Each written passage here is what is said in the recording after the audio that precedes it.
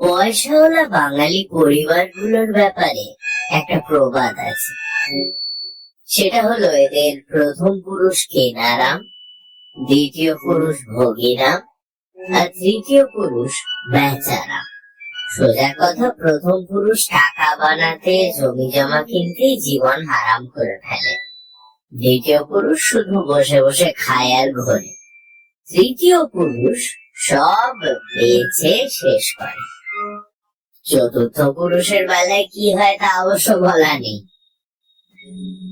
তবে আমাদের পরিবারে কেনারাম যে, বেচারাম সেই। এক পুরুষই সব উড়ে পুড়ে শেষ। আমার বাবার ছিল তেজারতির ব্যবসা, যাকে বলে সুদের কারবার। জমি জমা গয়না বন্ধক রেখে চড়া সুদে টাকা ধার দেওয়াই ছিল তার কাজ। প্রথম দিকে বাবা ছিলেন খুলনা শহরের এক মারওয়াড়ি দোকানের হিসেব লেখক। 65 সালের পাক ভারত যুদ্ধের পর সেই মারওয়াড়ি ব্যবসাপাতি গুটিয়ে ইন্ডিয়ায় চলে যায়। সেই সাথে গেল বাবার চাকরি। বেকার হয়ে পথে পথে ঘুরতে লাগলেন। একদিন দুপুরে 4 আনার বাদাম কিনে হাদিস পার্কের এক বেঞ্চের ওপর বসে কিভাবে আগামী মাসের ঘর ভাড়া দেবেন ভাবতে লাগলেন সেই কথা। বাবা ভাড়ার কথা যখন ভাবছেন এবং মাঝে মধ্যেই উদাস হয়ে পার্কের গেটের সামনে রাস্তার দিকে তাকাচ্ছেন, তখন হঠাৎ তার চোখে পড়লো গেটের পাশে বটগাছের নিচে বসা এক জ্যোতিষীর ওপর। জ্যোতিষীর পাশে পার্কের রেলিং এ লাল শালুতে রূপলি রং দিয়ে লেখা, জ্যোতিষ সাগর নেতাই নাথ, হাত দেখিয়া ভাগ্য গণনা করা হয়, দর্শনী 12 আনা মাত্র। মাঝবয়সী ঘোর সংসারী মানুষ অর্থ কষ্টে পড়লে মাথা ঠিক থাকে না। 4 আনার বাদাম কেনার পর বাবার সম্বল তখন টেনে টুনে 12 আনা। তিনি জ্যোতিষ সাগরকে দিয়ে ভাগ্য গণনা করালেন। নেতাই নাথ বাবাকে বললেন, ব্যবসার লাইনে বৃহস্পতি তুঙ্গে, চাকরির ক্ষেত্রে শনির বলয়ে কেতু রাখা করা। আগামী 25 বছরে শনির বলয় ছেড়ে কেতুর অন্য কোথাও যাওয়ার সম্ভাবনা 0%। জ্যোতিষ সাগরকে হাত দেখানোর আগে 12 আনাই অ্যাডভান্স করতে হয়েছে। বাবার 2 বছরের পুরনো রং জলা ক্রিজ ভাঙা প্যান্টের পকেট তখন গ্যাস বেলুনের মতো হালকা। বাড়িতে শখানেক টাকা আছে মার কাছে, শেষ সম্বল। ব্যবসা কিভাবে হবে বুঝতে পারছেন না। তিনি জ্যোতিষ সাগরকে জিজ্ঞেস করলেন, কিসের ব্যবসায় উন্নতির সম্ভাবনা? জ্যোতিষ তাকে তেজারতির ব্যবসা ধরতে বললেন। সাফল্যের পরিমাণ 100%। আগেই বলেছি, ছাপোষা মানুষ বিপদে পড়লে তার মাথা ঠিক থাকে না। বাবা চলে গেলেন ঘোরের ভেতর, বাস করতে লাগলেন এক মানসিক কোমায়। বাড়িতে ফিরে মাকে বললেন, বিমলা, চাকরি তো অনেকদিন করলাম, এবার ভাবছি ব্যবসা বাণিজ্য করব। আচ্ছা, তা না হয় করবেন, কিন্তু আপনার পুঁজি কোথায়? আর বড় ভাইয়ের তো বিরাট অবস্থা, এনে দাও না তার কাছ থেকে 1010 টাকা, 1 বছরের ভিতরে শোধ হয়ে যাবে। আর যদি শোধ দিতে না পারেন তখন? না পারলে তোমার বাবার সম্পত্তির যে অংশ তুমি পেতে, ওটা কার হবে? ওইটুকুই তো সম্পত্তি, হাতের পাঁচ। ওটা গেলে আর থাকলো কি বলুন? পথে পথে বিক্রি করে খেতে হবে তো। অবস্থা যা দাঁড়িয়েছে, পথে পথে ভিক্ষে তো মনে হয় কাল থেকেই করতে হবে। যা বলছি মন দিয়ে শোনো না। তোমার ভাইয়ের কাছ থেকে টাকাটা এনে দাও, মারওয়াড়ির দোকানটা এখনো খালি আছে, আপাতত ওখানেই বসা যাবে। নতুন মালিককে মাঝে মাঝে কিছু ভাড়া দিলেই হলো। সেই থেকে শুরু। 10 বছরে বাবা প্রায় 30 লাখ টাকার মালিক হয়ে গেলেন। সুদের কারবারে সাধারণত যা হয়, আসল শোধ দিতে পারলেও সুদ থাকে, আর যদি সুদ শোধ হয় তাহলে আসল থাকে। এগোলেও নির্বংশের বেটা, পেছলেও নির্বংশের বেটা। খাতকের কাউকেই 6 মাসের বেশি সময় বাবা দিতেন না। এর ভেতরে আসল সহ সুদের টাকা শোধ না হলে বন্ধকি সম্পত্তি কিংবা গয়না বাজেয়াপ্ত হতো। নিয়মানুযায়ী সুদ সহ আসল কেটে রেখে সম্পত্তি বা গয়না বিক্রির উদ্ধৃত টাকা খাতককে দেওয়ার কথা। বাবা দিতেন না। বিশেষ করে অসহায় বিধবা, অনাথ বা জেলার লোকেদের বেলায়। তার পোষা কিছু গুন্ডা ছিল, কেউ প্রতিবাদ করতে এলে তাদেরকে এরা ভাগিয়ে দিত। বাবা যখন বেশ জাঁকিয়ে বসেছেন, 2টি বাড়ি কেনার পর 3 নম্বর বাড়ির বায়না করবেন, বিপদ ঘটল ঠিক তখন।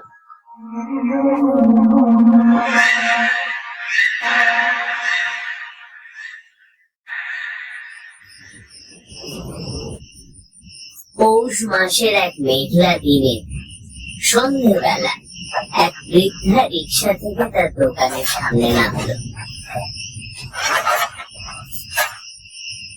মহিলা কালীঘাটে পুরনো এক বাড়িতে থাকতেন। 2টো বালা বন্ধক রেখে টাকা ধার করতে চান। বালা 2টো হাতে নিয়ে খুব ভালো করে পরীক্ষা করলেন বাবা। পুরনো জিনিস, আদিকালের ডিজাইন, তবে জিনিস ভারী। 2টোতে কম করে হলেও 5 ভরি সোনা তো আছেই। বর্তমান বাজার দরে ওগুলোর দাম 3,500 টাকা হওয়া উচিত। বাবা বললেন, হ্যাঁ, ওগুলো রেখে 500 টাকা নিয়ে যান। 6 মাসের ভেতর 750 টাকা দিয়ে বালা ফেরত নিয়ে যাবেন। দেনা পরিশোধ করতে না পারলে মাল বাজেয়াপ্ত হবে কিন্তু। বুড়ি কাগজে টিপসই দিয়ে টাকা রসিদ নিয়ে কালীঘাটে ফিরে গেল। 6 মাস পার হলো, বুড়ির দেখা নেই। বাবা বালা 2টো বাড়িতে এনে তার শোয়ার ঘরে সিন্ধুকে রেখে দিলেন। তখন 1975 সাল। রাজনৈতিক পট পরিবর্তন হচ্ছে।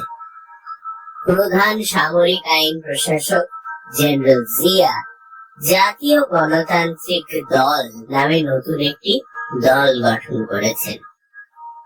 সেই দলের উঠতি নেতাদের সাংঘাতিক দাপট। এইরকম এক নেতা, যার নাম মোটা মুসলিম, বাবাকে বললেন দোকান ছেড়ে দেওয়ার কথা। মারওয়াড়ির ওই দোকান অর্পিত সম্পত্তি, মানে ভেস্টেড প্রপার্টি। সরকারের কাছ থেকে 99 বছরের লিজ নিয়েছে সে। কাগজপত্র সবই রয়েছে। বাবা বললেন দোকান তার দখলে, আগের মালিকের কাছ থেকে তিনি কিনে নিয়েছেন, কাগজপত্র তারও আছে। বাবাও যেমন বুনোল, নেতাও তেমন বাঘাতে তুই। গন্ডগোল চরমে উঠল।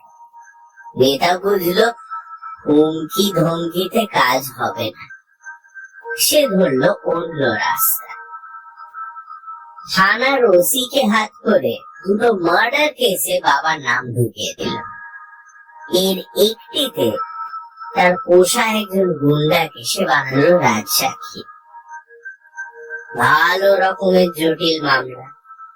রুটপাড়ার এক হিন্দু বিধবার নাতি খুন হয়েছে। পুরোপুরি বকে যাওয়া এই নাতির বাবা মা থাকতো কলকাতায়। বিরাট বাড়িতে দিদিমা একা। কলকাতার ছোট্ট খুপড়ি বাড়িতে তার দম বন্ধ হয়ে আসে। নাতির কাজ কলেজে পড়াশোনা করা, দিদিমার দেখাশোনা করা। এই 2টোর কোনোটাতেই তার আগ্রহ ছিল না। তার সব আগ্রহ জুয়া, মদ আর মেয়ে মানুষের। দিদিমার গয়নাপাতি বন্ধক রেখে বাবার কাছ থেকে প্রায় টাকা ধার নিত নাতি।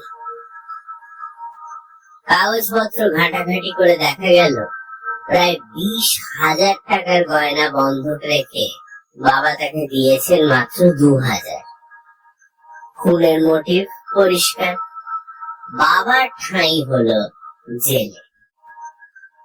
কেস চললো মাসের পর মাস।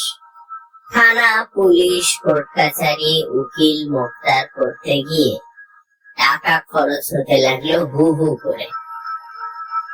সুদখোরকে কেউ পছন্দ করে না। আমরা কারো সহানুভূতি পেলাম না। যেখানে 500-তে কাজ হওয়ার কথা সেখানে দিতে হলো 1000। ক্যাশ যা ছিল গেল। এরপর গেল জমি জমা, বাড়ি ঘর। বাবা হাজত থেকে আর বেরোতে পারলেন না। সাজানো মামলায় ফাঁক ফোকর কম। উকিল সাহেব প্রথম প্রথম বলতেন আগামী হিয়ারিং এ বেল হবে, তারপর আর কিছুই বললেন না। একদিন চেম্বারে অপেক্ষা করছি, উকিল সাহেব কোথায় যেন গেছেন। তার মুহুরি আস্তে করে বলল, মনে হয় কনভিকশন হয়ে যাবে। এদিকে সংসার চালানো দায় হয়ে পড়েছে।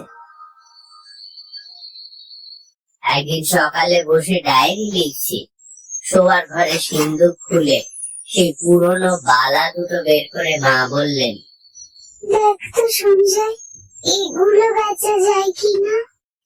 খুলনার সবচেয়ে বড় দোকান অমিয় জুয়েলার্স। মনোময় চৌধুরী দোকানের মালিক। বিরাট ধনী, কারোর সঙ্গে মেশেন না। দোকানের কাউন্টারে বালা দুটো রেখে সেলসম্যানকে বললাম এগুলো বেচতে চাই। সেলসম্যান প্রথমে খুঁটিয়ে দেখলো, কষ্টি পাথরে ঘষে সোনার মান যাচাই করলো, সব শেষে ওজন করলো, তারপর বলল, এ দুটোতে 5 ভরি সোনা আছে, অনেক টাকার ব্যাপার, মালিককে দেখাতে হবে। ঠিক আছে, দেখান আপনার মালিককে। ভেতরে চলে গেল সেলসম্যান। 5 মিনিট পর ঘুরে এসে বলল, আপনাকে আমরা এই দুটোর জন্য 5,000 পর্যন্ত দিতে রাজি আছি, কিন্তু দোকানে তো এত ক্যাশ নেই। সাহেব বলেছেন এখন 2,500 দিতে, বাকিটা সন্ধ্যার পর আসলে পাবেন। কি করবেন আপনি দেখুন। সত্যি বলতে কি 3,000-এর বেশি আমি আশাই করিনি। এই তুলনায় 5,000 অনেক বেশি। বললাম, ঠিক আছে, সন্ধ্যার পর এসে বাকিটা নিয়ে যাব। একটা রসিদ লিখে দিন।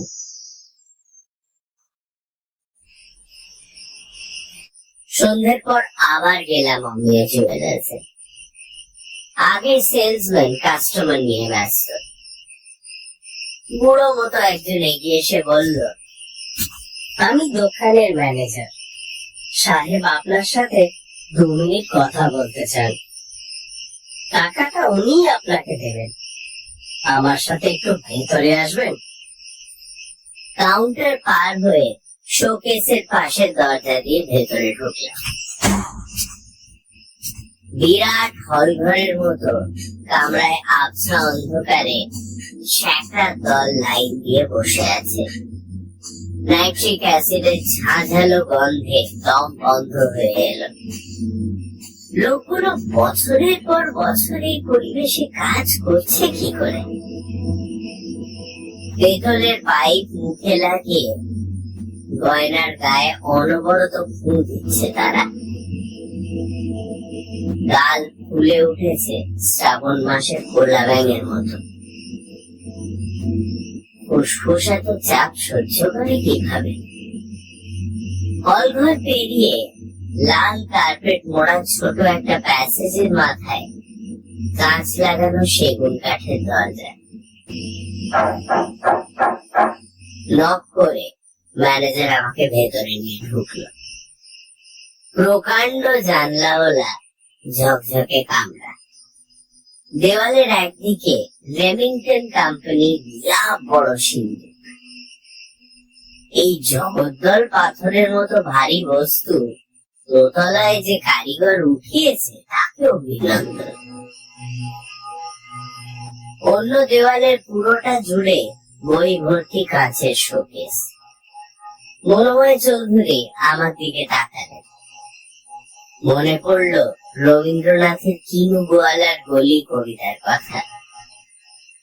যত্নে পাঠ করা লম্বা চুল, বড় বড় চোখ, শৌখিন মেজাজ, কর্নেট বাজানো তার শখ। পার্থক্য শুধু এই যে এর চুলগুলো ধবধবে সাদা, ছড়িয়ে আছে ঘাড়ের ওপর, ইস্ত্রি করা ফিনফিনে পাজামা পাঞ্জাবি পরা। তবে ইনি যন্ত্রশিল্পী কিনা তা বুঝতে পারছি না। মনে হয়েছিল কালো মোটা ফতুয়া পরা ধূর্ত চেহারার কাউকে দেখতে পাবো। মনোময় চৌধুরীকে দেখতে তো রবীন্দ্রনাথের মতো, সাধকের মতো চেহারা। এই লোকের লেখালেখি করার কথা, মাঝে মাঝে সভা সমিতিতে বক্তৃতা, কাগজে কাগজে ইন্টারভিউ। মনোযোগ দিয়ে পুরোনো আমলের একটা ক্যাটালগ দেখছেন মনোময় চৌধুরী। ইশারায় বসতে বললেন। আপনি সঞ্জয় বাবু? আগে আমি সঞ্জয়। বালা দুটো পেলেন কোথায়? কোনো কিছু গোপন না করে সব কথাই তাকে বললাম। বুড়ির বাড়ির ঠিকানা কি আছে আপনার কাছে? ছিল তো বটেই, তবে পুলিশ খাতাপত্র সব জব্দ করে মালখানায় রেখেছে। এখন আর সেটা পাবো কিভাবে? বুঝতে পারছি। একটা প্রশ্ন করি, কিছু মনে করবেন না তো? সেটা তো বোঝা যাবে প্রশ্ন শোনার পর। কি প্রশ্ন? বুড়ির বাড়ি গিয়ে ভেরিফাই করতে চান আমি সত্যি বলছি কিনা, এই তো? তার প্রয়োজন নেই, আমি সত্যি কথাই বলছি।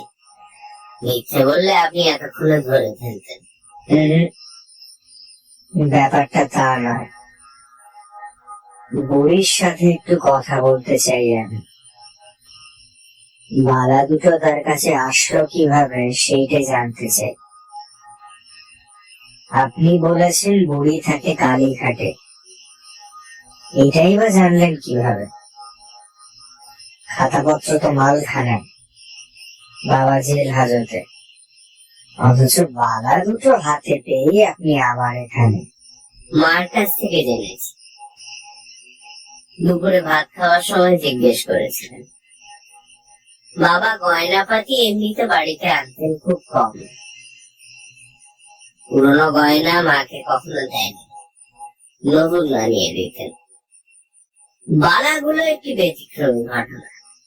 বাবাকে জিজ্ঞেস করে মা জানতে পারেন কালীঘাটের এক বুড়ির গয়না ওগুলো।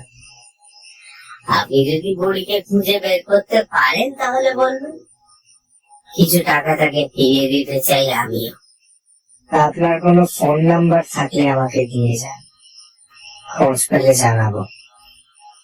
লক্ষ্য করলাম কথা বলার পুরো সময়টাতেই ম্যানেজার ঠায় দাঁড়িয়ে। বুঝলাম কর্মচারীরা মনোময় চৌধুরীকে খুব সমীহ করে।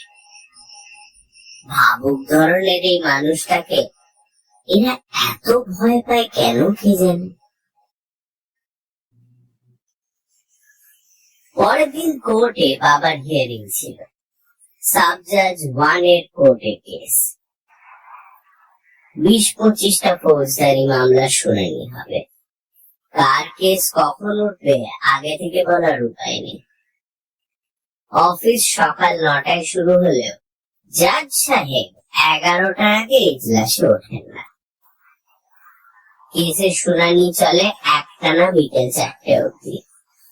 এর ভেতরে লাঞ্চ ব্রেক, নামাজের ওয়াক্ত এসব আছে।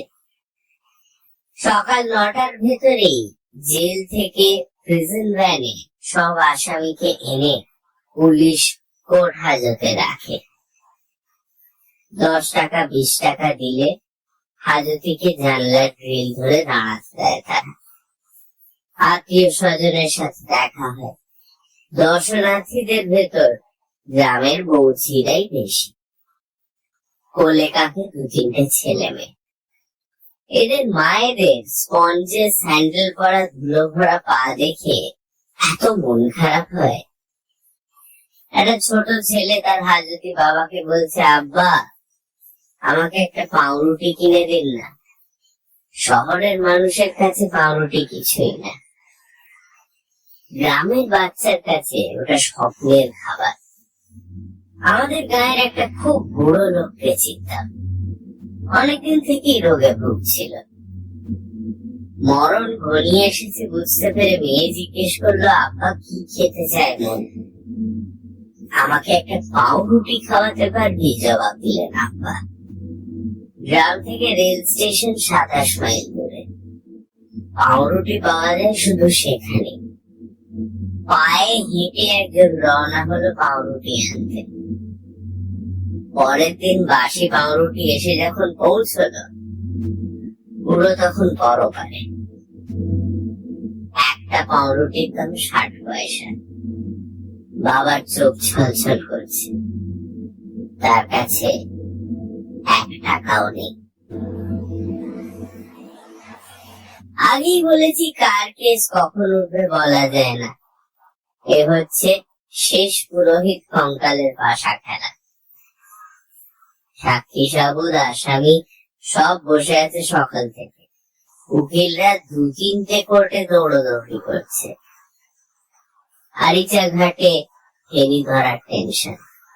কোর্টে কেস উঠলো, সত্যি মিথ্যে সব সাক্ষী রেডি, আসামি হাজির। জজ সাহেব অপেক্ষা করছেন, উকিলের দেখা নেই। কিছুক্ষণ দেখে জজ সাহেব সে কেস বাদ দিয়ে আরেকটি ধরলেন। নেক্সট হিয়ারিং ডেট 3 সপ্তাহ পরেও পড়তে পারে, 2 মাস পরেও পড়তে পারে। আসামি আবারও প্রিজন ভ্যানে। গন্তব্য তারার ওই লৌহ কপাট। তার গোয়ালে কে দেয় ধুঁয়ো। বাবার কেস ওঠা নিয়ে রাশিয়ান রুলে খেলা চলে না। পেশকারকে 200 টাকা দিয়েছে, প্রথমেই যাতে বাবার কেসটা জজ সাহেবের হাতে ধরিয়ে দেয় সে। হিয়ারিং হলে আরো 50। উকিলকে ধরে এনে বসিয়ে রেখেছে। 3 জন সাক্ষীকে 100 টাকা করে দিতে হয়েছে। ভালো হোটেলের গোস্ত পরোটা খেয়েছে সকালে। কোর্টে এসে চা, পান, সিগারেট। মুহুরীকে 20 টাকা ধরিয়ে দিয়ে হাজিরা জমা করে বসে আছে, ওপারের ডাক যদি আসে। 2 হাত বুকের সামনে জড়ো করে কাঠগড়ায় দাঁড়িয়ে আছেন বাবা। হাতে বেড়ি, পায়ে বেড়ি, পরনে পাজামা পাঞ্জাবি।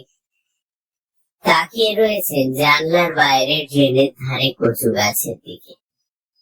পয়সাওয়ালা মানুষের চেহারায় যে তেল তেলে ভাব থাকে, তার ছিটে ফোটাও এখন নেই বাবার মুখে। উকিল একবার উঠে গিয়ে জিজ্ঞেস করলো, ধনঞ্জয় বাবু ভালো তো? বাবা পাত্তাও দিলেন না। তার চোখে সক্রেটিসের উদাসীনতা। পাথরের বাটিতে কখন হেমলক পরিবেশন করা হবে তার অপেক্ষা। বাবার কেস উঠলো ঠিক, তবে হিয়ারিং হলো না। মোটা মুসলিম আসেনি। তার দলের জাতীয় সম্মেলনে যোগ দিতে সে ঢাকায় গেছে। রাষ্ট্রীয় কাজে ব্যস্ত। তার উকিল টাইম প্রেয়ার দিয়েছে। পরের হিয়ারিং ডেট পড়লো 3 সপ্তাহ পরে। ছোট্ট টিফিন ক্যারিয়ারে বাবার জন্য ইলিশ মাছ ভাজা আর লাউ দিয়ে রান্না কলাই ডাল পাঠিয়েছিলেন মা। এক জেল পুলিশকে 50 টাকা দিয়ে বললাম টিফিন ক্যারিয়ারটা বাবাকে দিতে। পুলিশ বলল জেলে গিয়ে দেবে।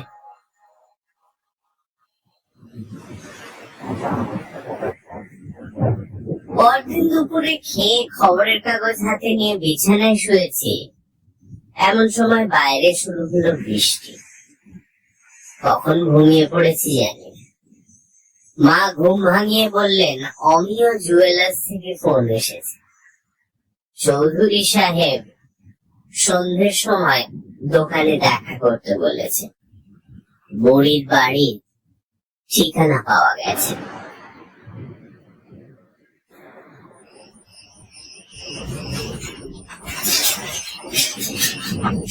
রিক্সা করে আমাকে সাথে নিয়ে রওনা হলেন চৌধুরী বাবু। কালীঘাট এলাকায় আগে কখনো আসিনি। বড় রাস্তার দুপাশে পুরনো সব টিনের বাড়ি, অনেকেই ধুনুচি জ্বালিয়ে সন্ধ্যা আরতি করছে। বাতাসে ধূপ ধুনোর গন্ধ মম করছে। সরু গলির মাথায় ছোট ছোট ইটে গাঁথা আদিকালের বাড়ি। কলেজ সারা খসে ইট বের হয়ে সেই ইট পর্যন্ত ক্ষয়ে গেছে। চারিদিকে ভাঙাচোরা ইটের স্তূপ, মান গাছ, কচু গাছের ঝোপ। এর মাঝে দুখানা মাত্র ঘর কোন রকমে টিকে আছে। ছোট জানলায় চটের পর্দা ঝুলছে, ভেতরে কুপি জ্বলছে বলে মনে হলো। এই বাড়িতে কারেন্টের ব্যাপার নেই। সামনেই সরু কাঠের দরজা, বারান্দা, সিঁড়ি এসবের কোনো বালাই নেই। কোনো কালে হয়তো ছিল। ঢোকার সরু দরজাটা পুরনো আর ভাঙাচোরা হলেও এর জটিল নকশা দেখে বোঝা যায় একসময় কত সুন্দর ছিল। দরজার উপরে শেকল, মাঝে দুটো কড়া। খুব জোরে কড়া নাড়লেন চৌধুরী সাহেব। বেশিরভাগ মানুষের ধারণা বুড়োরা কানে কম শোনে। প্রায় সঙ্গে সঙ্গেই মাঝবয়সী শ্যামলায় ভদ্রলোক দরজা খুললেন। পরনে ধুতি পাঞ্জাবি, গলায় কাঠের মালা, কামানো মাথার পেছনে ছোট একটা টিকি ঝুলছে। দেখেই বোঝা যায় মন্দিরের পুরুষ ঠাকুর। ভদ্রলোক বের হচ্ছিলেন বোধ হয়। আগে আপনারা? আমার নাম মন্ময় চৌধুরী, আমিও জুয়েলার্স থেকে আসছি। আমরা কাদম্বিনী দেবীর কাছে এসেছি। আমিও নাচ জামাই। তার শরীরটা খারাপ, কি দরকার জানা যাবে? উনি কিছু টাকা পাবেন, সেটা দেওয়ার জন্যই এসেছি। আপনারা বসেন, দেখি দেখি কি করা যায় দেখি। ঘরের মেঝে স্যাঁতস্যাঁতে নোনা ধরা দেওয়াল, পায়া ভাঙা শাল কাঠের চৌকির ওপর গদি বেছানো। পুরো ধুলো জমে আছে তার উপরে। কড়িবর্গা দেওয়া ছাদ থেকে আগের আমলের শিকলে বাঁধা ঝাড় লণ্ঠন ঝুলছে। ঝুলকালি এমন পড়েছে যে দেখে মনে হচ্ছে কাকের বাসা। বুড়ি ওটাকে এতদিনে বেঁচে দেয়নি কেন? যেভাবে লোহার শেকল দিয়ে বাঁধা, তাতে বিক্রি করে যে টাকা আসবে, নামাতে খরচ হবে তার থেকে বেশি। ঝাড় লণ্ঠন বিলুপ্ত না হওয়ার পেছনে প্রধান কারণ বোধহয় ওটাই। ঠাকুমা বাতের ব্যথায় খুব কষ্ট পাচ্ছেন, উঠে আসতে পারবেন না। আপনাকেই ওর কাছে যেতে হবে। পুরুষের পেছন পেছন যে ঘরে এসে ঢুকলাম, সেখানে দারিদ্রের ছাপ সর্বত্র। বিমূর্ত দারিদ্র এখানে মূর্ত। জরাজীর্ণ ছোট এক খাটের ওপর চাপানো গদি। তুলো, নারকলের ছোবড়া এত কালো হয়ে বেরিয়ে পড়েছে যেগুলো তেল তেলে হয়ে গেছে। গদির ওপর আঁশ ছেঁড়া শীতল পাটিতে শুয়ে আছে ফ্রান্স কাফকার দ্য হাঙ্গার আর্টিস্ট। স্রেফ হাড়ের ওপর কোঁচকানো চামড়ার জীবন্ত বিভীষিকা। বুড়ির বয়সের গাছ পাথর নেই। টি.এস. এলিয়টের দ্য ওয়েস্টল্যান্ড কবিতার দ্য সিবিল অফ কুমা। ঘরে সিলিং এর নিচে পলিথিন টাঙানো। বৃষ্টি হলে ছাদ থেকে মনে হয় জল পড়ে। দেওয়ালের এক কোণ ভেঙে ইট গেঁথে ড্রেনের মতো করা হয়েছে। বুড়ির বাথরুম। সেখানে এক বালতি জলে লাল রঙের প্লাস্টিকের মাছ ভাসছে। মনে হলো ঘরের ভেতরে ভেসে আছে অনাদিকালের বিরহ বেদনা। নাকে এসে লাগলো গা গুলিয়ে ওঠা তীব্র আষ্টে গন্ধ। হাতল ভাঙা কাঠের চেয়ারে বসলেন মনোময় চৌধুরী। চেয়ার একটাই, পুরুত ঠাকুর বুড়ির মাথার কাছে বিছানায় বসেছে, আমি দাঁড়িয়ে। ঠাকুমা, ও ঠাকুমা, ওনার নাম মনময় চৌধুরী, আপনার সাথে আলাপ করতে চান। ছানি পড়া চোখ তুলে মনোময় চৌধুরীর দিকে তাকালেন বৃদ্ধা। কিছু দেখতে পেয়েছেন বলে মনে তো হলো না।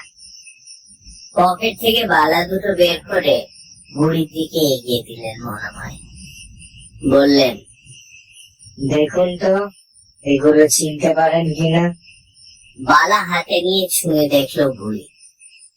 তারপর রিনরিনে অথচ স্পষ্ট গলায় বলল, চিনতে পেরেছি বাবা।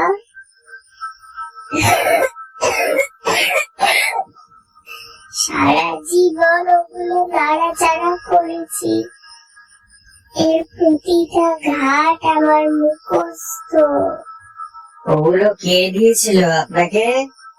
কেউ দেয়নি, মায়ের কাছে ছিল। মা মরার আগে আমাকে দিয়ে গেছেন। মায়ের দেয়া জিনিস শত কষ্টের ভেতরেও বাঁচিয়ে রেখেছিলাম, কিন্তু শেষ রক্ষার হলো কোথায়? আপনার মা ওগুলো পেলেন কোথায় সে ব্যাপারে কিছু জানেন? আমার বাবা তাকে দিয়েছিলেন, সে অনেক কাল আগের কথা বাবা। তখন এই শহরে অনেক সাহেব ব্যবসায়ী ছিল, এদের একজনের সাথে বাবার খাতির ছিল খুব। এই খুলনা শহরের নাম ছিল রোয়ালে বাদেরপুর।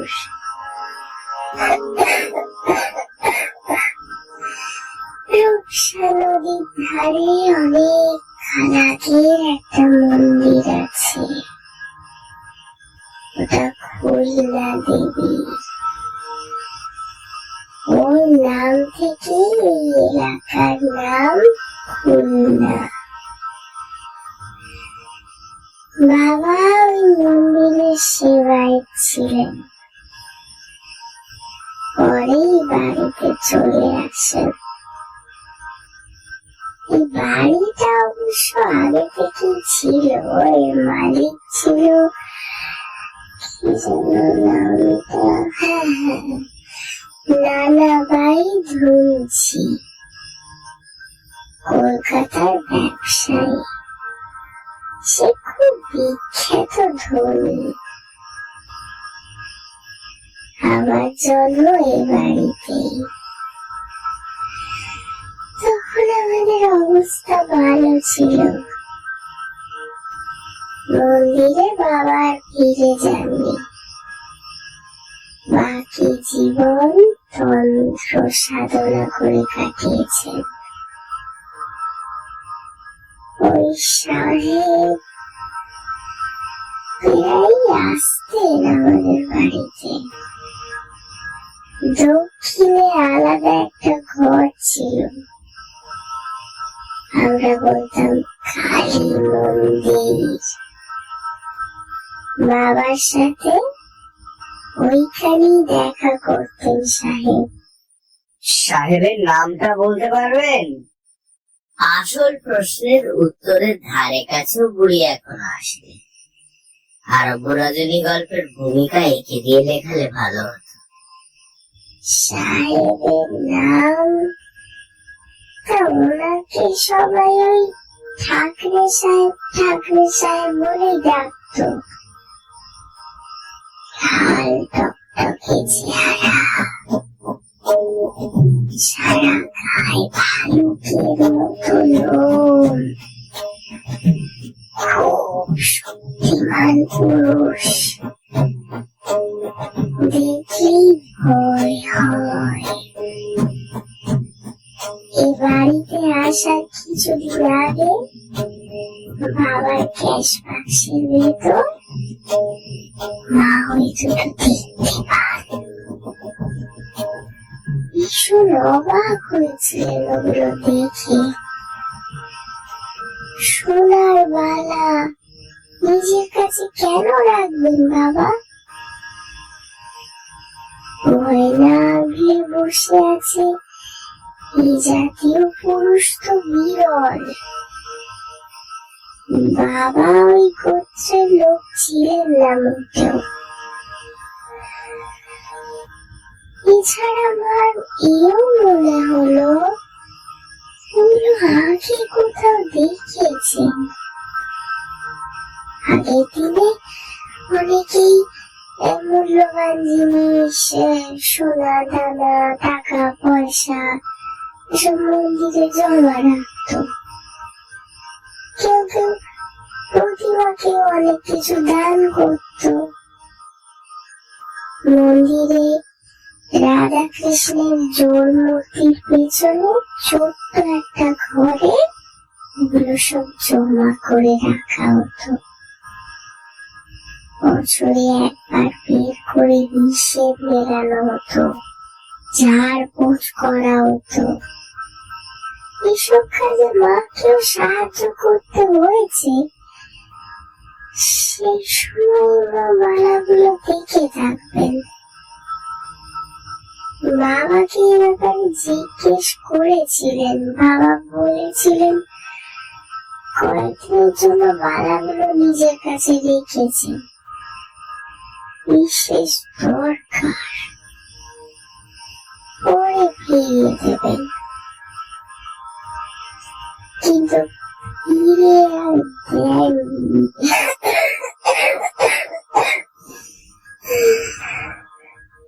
আষাঢ় মাসে অমাবস্যার এক রাতে কালী মন্দিরে সাধনায় বসেন বাবা। রাতে তার কাছে মন্দিরে যাওয়া মানা ছিল। সকালে মা গিয়ে দেখেন বাবা মরে পড়ে আছেন।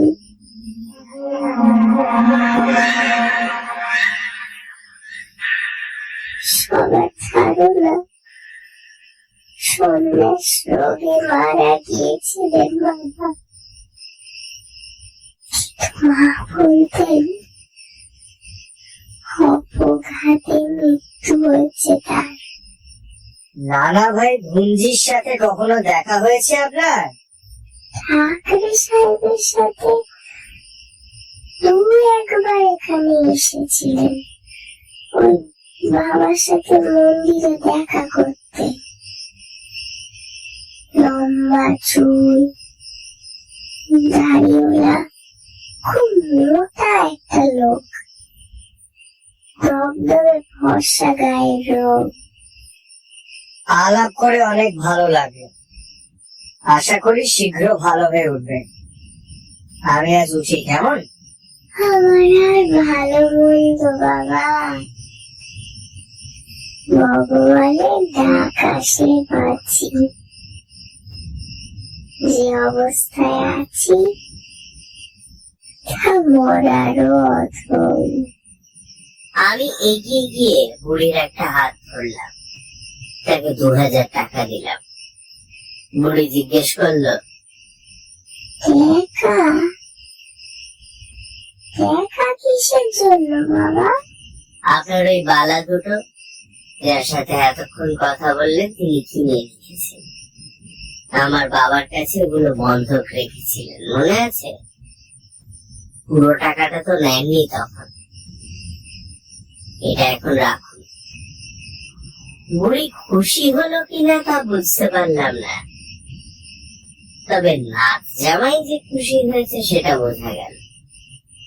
ফেরার সময় চৌধুরী এবং আমাকে ধন্যবাদ জানিয়ে বলল, দরকার হলে আবার আসবেন, আপনাদের সাথে পরিচিত হয়ে খুব খুশি হলাম।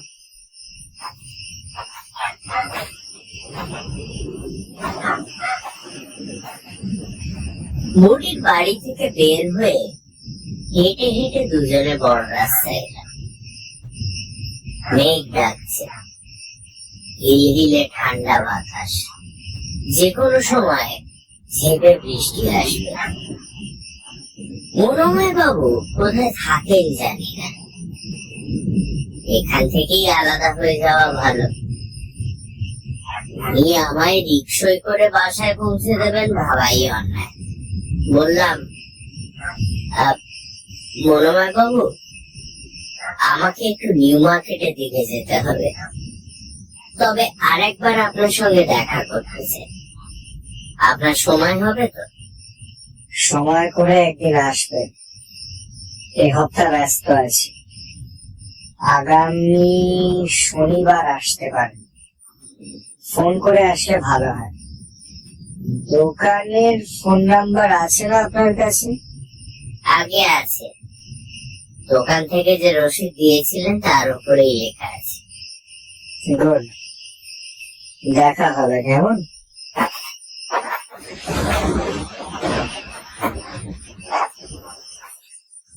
অন্ধকারে হারিয়ে গেলেন মনময়। কিছুক্ষণ পরে বৃষ্টির বড় বড় ফোঁটা পড়তে লাগলো। ছোট একটি দোকানে ঢুকে চার কচুরির অর্ডার দিলাম। দোকানের নাম ঘোষ মিষ্টান্ন ভান্ডার। ঢুকেই বাঁ হাতে ভাঁটের আগুনে বাবলার খড়ি পড়ছে। গাঁট পোড়ার পটপট শব্দ পেলাম। 1 ইঞ্চি পুরু স্টিলের প্রকাণ্ড তাওয়ায় মোগলাই পরোটা, কিমা, পুরি ভাজা হচ্ছে। পাশে কেরোসিনের পাম্প স্টোভে ছাঁকা তেলে কচুরি, সিঙ্গাড়া, ডালপুরি ভাজা হচ্ছে। এগুলোর সঙ্গে ফ্রি আমড়া আর জলপাইয়ের চাটনি, ঘন দুধের ধোঁয়া ওঠা চা। বাইরে ঝুম বৃষ্টি, দোকানে টিনের চালে ঝমাঝম শব্দ। চমৎকার পরিবেশ। মরিতে চাহি না আমি সুন্দর ভুবনে।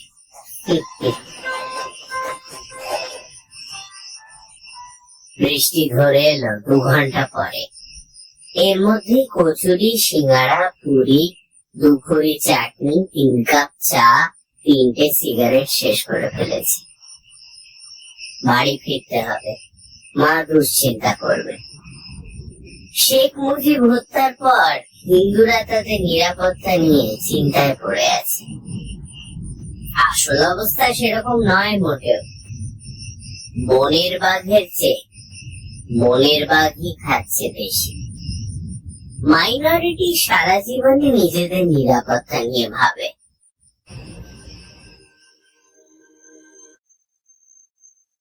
ছদিন বাদে ফোন করলাম মনোময় চৌধুরীকে। পরের দিন শনিবার বিকেলের দিকে দোকানে যেতে বললেন। দোকানে গিয়ে দেখি কাউন্টারে বুড়ো ম্যানেজার বসে আছে আমাকে সাহেবের ঘরে পৌঁছে দেওয়ার জন্য। পুরো দোকান খালি। শনিবার আধবেলা, রবিবার পুরো দিন ছুটি। অফিসে বসে আছেন মনোময়, তন্ময় হয়ে তাকিয়ে আছেন বালা দুটোর দিকে। আমাকে ইশারায় বসতে বললেন, ম্যানেজারকে বললেন চলে যেতে। সঞ্জয় বাবু, কোনো প্রশ্ন করবেন না, শুধু শুনে যান। আশা করি আপনার সব কৌতূহল মিটে যাবে।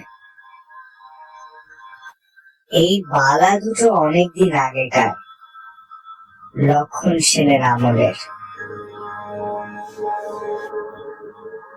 সেনেরা দক্ষিণ ভারতের লোক, জানেন তো। এরা ছিলেন গোঁড়া হিন্দু। সেনেরা বাংলাদেশে আসার আগে এই দেশ শাসন করত পালরা। তখন এখানকার বেশিরভাগ লোকই ছিল বৌদ্ধ। হিন্দুদের ভেতরও জাতপাত তেমন ছিল না বললেই চলে, থাকলেও তেমন ভাবে কেউ মানত না। সেনেরা এসে সবকিছু পাল্টে দিল। বিহার বা বিশ্ববিদ্যালয়গুলো সব বন্ধ হয়ে গেল। শুরু হলো বৌদ্ধ নিপীড়ন। পরে বখতিয়ার খলজির আমলে এই বৌদ্ধরাই দলে দলে মুসলিম হয়। এই জন্যই হিন্দুরা বাঙালি মুসলিমদের বলে নেড়ের জাত। বৌদ্ধরা মাথা টাথা কামিয়ে ন্যাড়া হয়ে থাকতো বলেই এই বিশেষণ। সেনেরা বাঙালিদের বিদেশে যাওয়াও বন্ধ করে দেয়। ব্রাহ্মণরা ঘোষণা করে কোন বাঙালি বিদেশে গেলে জাতিচ্যুত হবে। অতঃপর বাঙালি জাতি কুয়োর ব্যাঙ হয়ে ঘরে বসে থাকে। দিন দুনিয়ার আর কোনো খবর রইল না তার কাছে। লক্ষণ সেনের ঝোঁক ছিল তান্ত্রিকতার দিকে। লক্ষ্মীনারায়ণ নামের এক কাপালিক ছিল তার গুরু। এই বালা দুটোর মুখগুলো দেখুন, এই যে দুটো ছাগির মুখ, বুঝতে পেরেছেন? অথচ সাধারণ বালাতে ব্যবহার হয় হাতি অথবা মাছের মুখ। এই দেখুন, মুখগুলোতে প্যাঁচ লাগানো, দু আঙুলে ধরে ঘোরালেই খোলে। আর খুলেছে ওগুলো। ভেতরে সাদা সিল্কের উপর ব্রাহ্মী লিপিতে হাকিনী বশীকরণ মন্ত্র লেখা। তন্ত্র সাধনায় বসলে সাধকের আসনের চারপাশে যে নকশা আঁকতে হবে সেটাও দেওয়া আছে এখানে। এগুলোকে ইংলিশে বলে অ্যামিউলেট। নকশার ভেতরের ঘরগুলোর একটাতে লেখা নাদেশ সুরাদেশ ম্যানিনার, প্রাচীন ব্যাবিলনীয় ভাষা। এই মন্ত্র ভারতীয় নয়, এটা ব্যাবিলনীয়। প্রথম খ্রিস্ট ধর্ম, তারপর ইসলামের যখন প্রসার হলো, সেই সময় অনেক প্রেত সাধক ইরাক এবং সিরিয়া থেকে ভারতে চলে আসে। তন্ত্রমন্ত্র এখানে সারা জীবনই আছে। নরবলি, সব সাধনা, এসব কাজে কোনো বাধা নিষেধ নেই। লাকুম দিনুকুম, যার যার ধর্ম তার তার কাছে। ব্যাবিলনে তান্ত্রিকেরা বেড়ে উঠেছিল রাজানুকূল্যে। ভারতেও সেটা পেতে তাদের খুব বেশি অসুবিধা হয়নি। বখতিয়ার খলজি বাংলা দখল করে নিলে লক্ষণ সেন পালিয়ে গেল পূর্ব বাংলার রাজধানী বিক্রমপুরে, সাথে লক্ষ্মীনারায়ণ।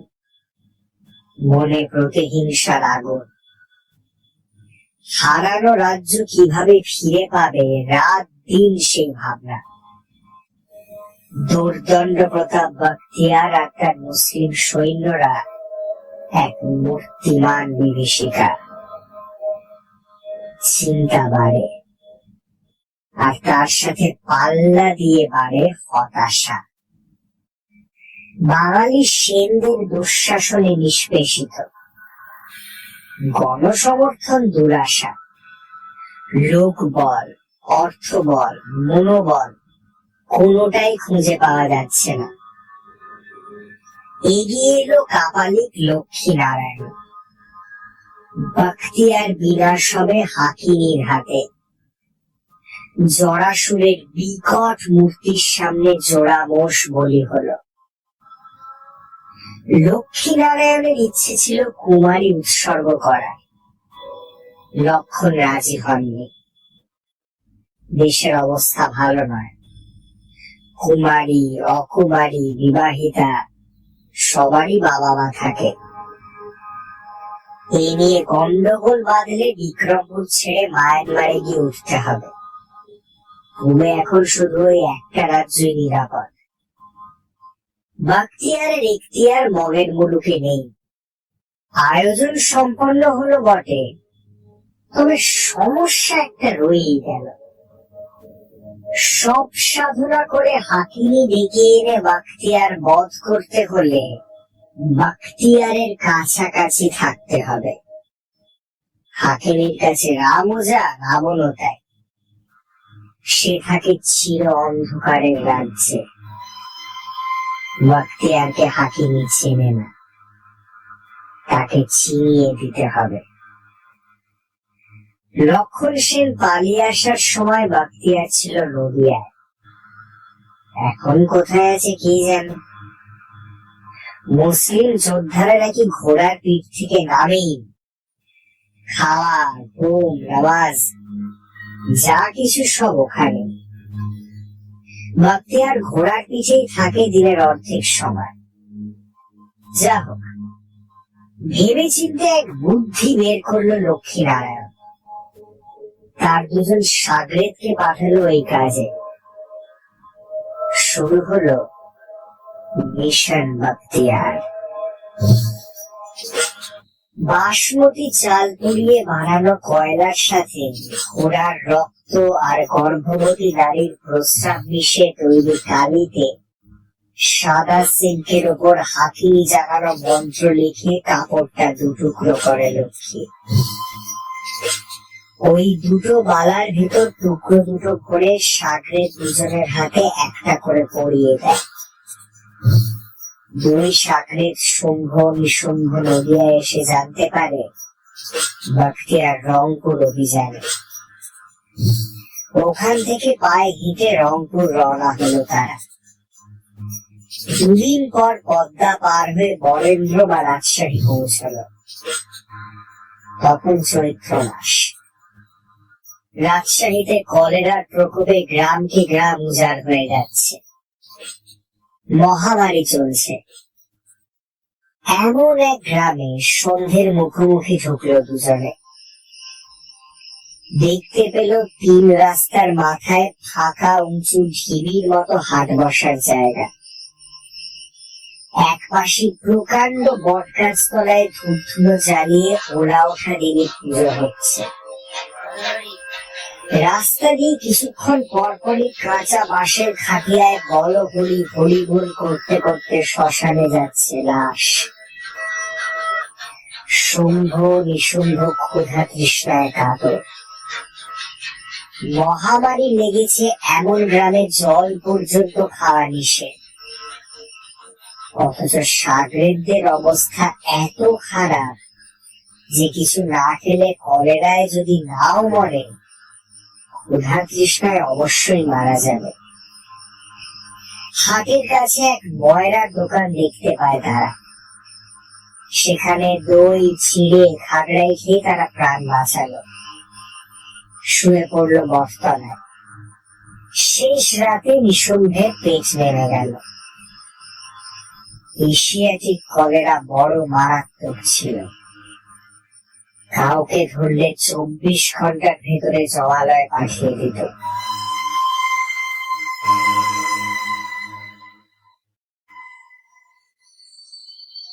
পরদিন বিকেলে নিশুম্ভ ওলা ওঠা দেবীর পায়ের কাছে মরে পড়ে থাকলো। বালাটা আস্তে করে তার হাত থেকে খুলে নিয়ে বিদায় হলো শুম্ভ। রংপুরের রাস্তা ধরল। অন্তত তার তাই মনে হলো। সারা রাত হেঁটে সকালে যেখানে পৌঁছালো, সে জায়গার চেয়ে কলেরা গ্রাম অনেক ভালো ছিল। ছোট এই গ্রামটির প্রায় সবাই হাসুরে ডাকাত। বাইরে থেকে দেখে কিচ্ছু বোঝার উপায় নেই। স্ত্রী পুত্র পরিবার নিয়ে দিব্যি ঘর সংসার করছে সবাই, সম্পন্ন গৃহস্থ। কিন্তু ভেতরে ভিন্ন চিত্র। নিরীহ শ্রান্ত পথিকদের ভুলিয়ে ভালিয়ে বাড়িতে এনে সর্বস্ব কেড়ে নিয়ে তাদেরকে মেরে ফেলাই এদের কাজ। এমনই এক ডাকাত পরিবারের পাল্লায় পড়ে সে। দুদিন পর ডাকাতদের হাতে প্রাণ হারালো শুম্ভ। তবে মারা যাওয়ার আগে সব ঘটনা লিখে রেখে যায় সে। এই কাজে মন্ত্র লেখা সিল্কের কাগজটি ব্যবহার করে। আমি ধারণা করছি বালা দুটো ডাকাত তার স্ত্রী অথবা মেয়েকে দিয়েছিল। বাঙালি মায়েরা তাদের গয়না দিয়ে যান মেয়েকে বা ছেলের বউকে। বংশ পরম্পরায় একই গয়না হাত বদল হয়।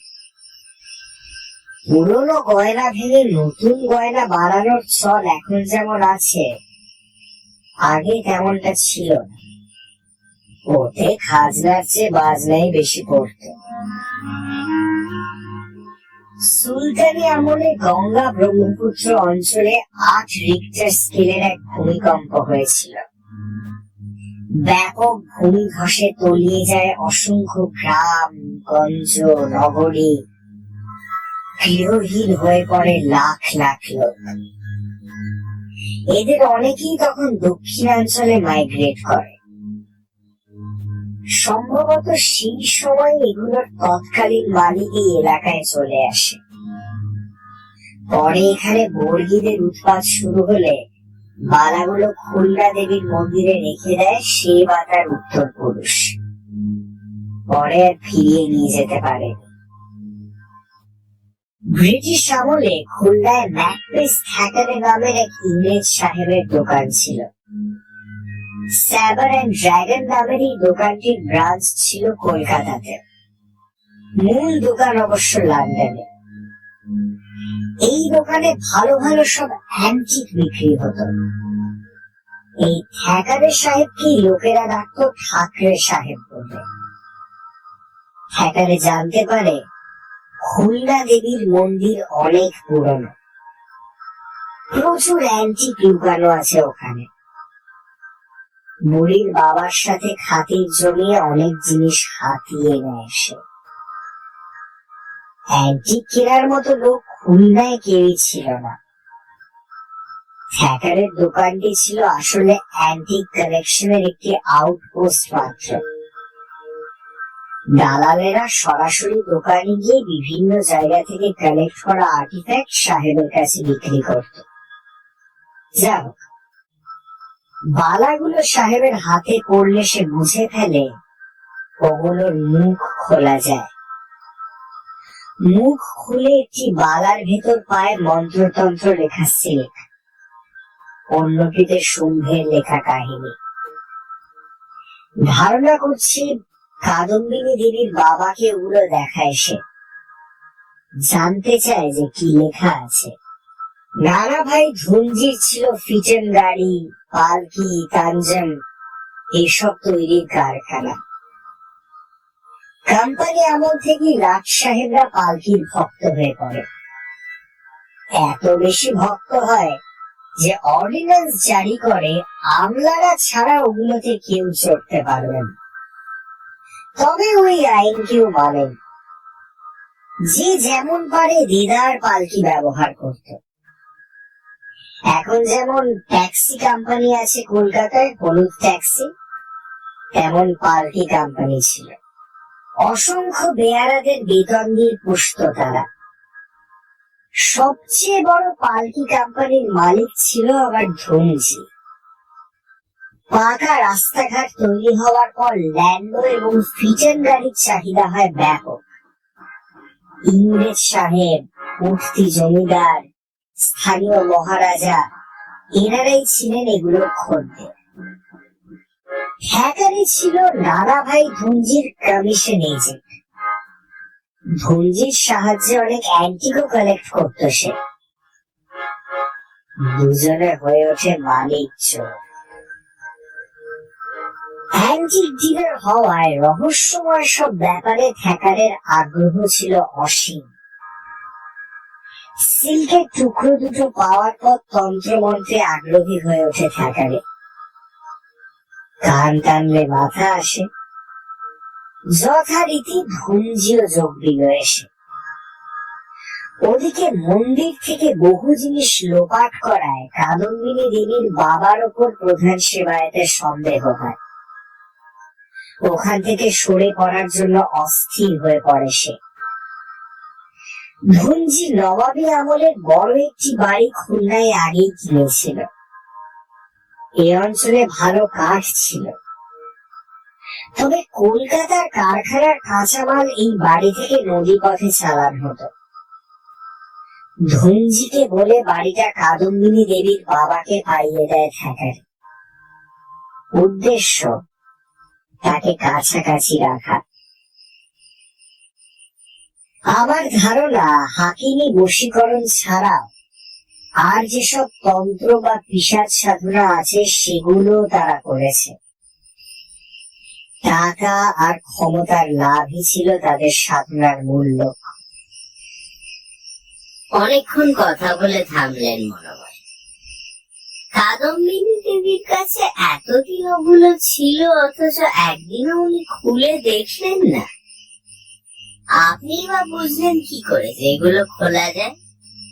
বিখ্যাত স্বর্ণকারের নিখুঁত কাজ আগে থেকে জানা না থাকলে বোঝার কোনো উপায় নেই। এ পর্যন্ত কলকাতা থেকে গয়নার যত ক্যাটালগ বেরিয়েছে তার সবই আছে আমার কালেকশন। মজার ব্যাপার কি জানেন, এর ভিতরে থ্যাকারে সাহেবের নিজের ছাপানো একটা ক্যাটালগও আছে। হাতে পাওয়ার পর ক্যাটালগ বের করে মিলিয়ে দেখেছি ছবির সাথে আসল বালা দুটো। সব আইটেমের বিস্তারিত বিবরণ আছে বইটিতে। ইতিহাস, শৈলী, মূল্য, প্রাপ্তিস্থান, এইসব আর কি। ওগুলো যে সেই আমলের ডিজাইন সেটা থ্যাকারের বর্ণনা থেকেই পাওয়া। তবে এর পেছনের যে কাহিনী সেটা এর ভেতরের চিরকুট থেকে জেনেছি। বাকিটা নিজের হাইপোথিসিস। তবে সেই সময় লেখা খুলনা গেজেটিয়ার এবং খুলনা মিউনিসিপ্যালিটির ফাইলপত্র ঘেঁটেও অনেক তথ্য পেয়েছি। আমার মনে হলো মনোময় চৌধুরী সবটুকু আমাকে এখনো বলেননি। জিজ্ঞেস করলাম, আপনার আগ্রহ কি শুধু ওগুলোর ইতিহাস জানার ব্যাপারেই? মনোময় চৌধুরী আমার দিকে ঘুম ঘুম চোখে তাকালেন, বললেন, না, হাকিমির ব্যাপারটি আমাদের খুবই আকৃষ্ট করেছে। সবচেয়ে অদ্ভুত হলো হাকিমি জাগানোর যে সাধনা সেটার বৈশিষ্ট্য। এই হাকিমিরা খুব নিচু স্তরের পিশাচ। এদের বুদ্ধিবৃত্তি পশু শ্রেণীর, তবে ক্ষমতা প্রবল। এদেরকে ডেথ এঞ্জেল বলতে পারেন। ডেকে এনে যার মৃত্যু চান তাকে ছিনিয়ে দেবেন, সেটারও প্রক্রিয়া আছে। তবে সমস্যা হলো এরা প্রাণ না নিয়ে ফিরবে না। যার জন্য ডাকা তাকে মারতে না পারলে যে ডেকেছে তাকেই মেরে ফেলবে।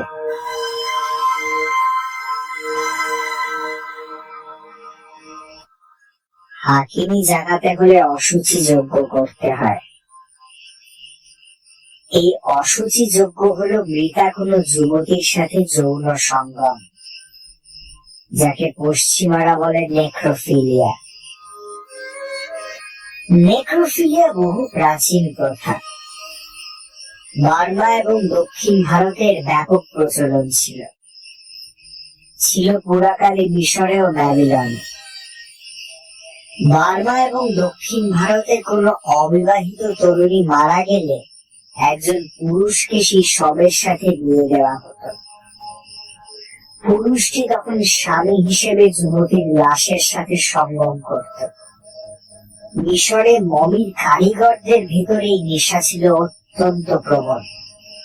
এজন্য যুবতী মেয়েদের লাশ বাবা বা স্বামীরা 2-3 দিন বাইরে ফেলে রেখে পচিয়ে এনে তারপর মমির কারিগরদের হাতে তুলে দিত। ইউরোপেও নেক্রোফিলিয়া চর্চা ছিল। এ নিয়ে বহু গল্প কাহিনী প্রচলিত আছে। আপনি এত কিছু জানলেন কিভাবে? দেখতেই পাচ্ছি এর পেছনে সময় শ্রম দুটোই ব্যয় করেছেন প্রচুর, কিন্তু এত সব করে লাভ কি? এই এক নেশা রে ভাই, কি করে বোঝাই। আমার এক কাকা ছিলেন তান্ত্রিক।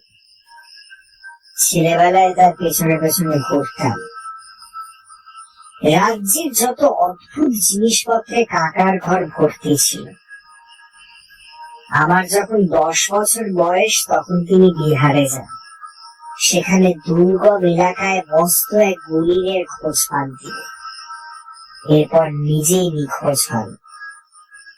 আমার বয়স বাড়তে লাগলো, সেই সাথে বাড়তে লাগলো নেশা। সোনার কারবার ছিল আমাদের 3 পুরুষে, প্রচুর বিষয় সম্পদ। ব্যবসা চলছে কঠিন এক সিস্টেমের ভেতরে, কিছু না দেখলেও ওটা ঠিকই চলবে। আমি সময় কাটাই ভারতের উপজাতীয় গোত্রগুলোর উপাস্য দেব দেবী, তন্ত্রমন্ত্র এইসব বিষয়ে পড়াশোনা করে। প্রকৃত তান্ত্রিক আজকাল খুঁজে পাওয়াই কঠিন। ঠিক মতো উপাচার সাজে নৈবেদ্য দিলে এগুলো আসলে কাজ করে কিনা সেটা জানা যেত। আপনার তো এই ব্যাপারে প্রচুর পড়াশোনা, এইসব মাম্বো জাম্বো সত্যি আপনি বিশ্বাস করেন? দেখুন, থিওরি এক জিনিস, প্র্যাকটিক্যাল আরেক। সব নিয়ম মেনে ট্রাই করলেই কেবল এর প্রয়োগের ব্যাপারটি জানা যাবে। হাকিনি জাগানো মন্ত্র প্রক্রিয়া সব তো হাতের কাছেই আছে, এই বিষয়টা দিয়েই সেটার পরীক্ষা হতে পারে। সঞ্জয় বাবু, হাকিনি এক সর্বনাশা জিনিস। যদি সত্যিই তাকে জাগানো যায় তাহলে সে তো প্রাণ না নিয়ে ফিরবে না। এ হচ্ছে আগে গেলে বাঘে খায়, পিছে গেলে খায় হায়না। পিশাচ সাধনার ঝুঁকি হলো পিস এন্ড ক্যারেট। দেখুন, হাকিমি সাধনায় যেসব জিনিসপত্র লাগে তা জোগাড় করা যায়। তিথি নক্ষত্র দেখে যজ্ঞের কাল নির্ণয় করাও কঠিন না।